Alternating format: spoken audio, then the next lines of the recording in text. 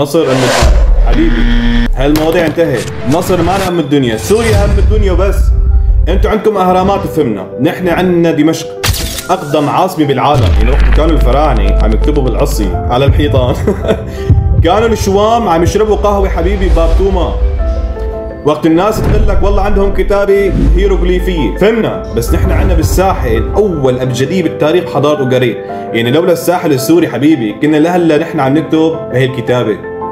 بعدين لقل لك كلمتين تعال هون، وقت كان توت عنخ امون جالس مع العبيد تبعه وجالس ينقلوا شو يحكوا ويكتبوا بس على الحيطان، نحن كان عندنا مكتبه ماري اول ارشيف في العالم. يعني كنا عاملين جوجل درايف قبل 4000 سنه. كل احترام للشعب المصري، بس في حقائق لازم نغيرها. والله ملينا سوريا ام الدنيا وبس. كل الحب للشعب المصري ولتاريخ مصر اللي سوريا اقدم منه واعرق منه، بس كل الحب للشعب المصري، واكيد كل واحد رح يفتخر يعني بحضارته. اذا عندكم رد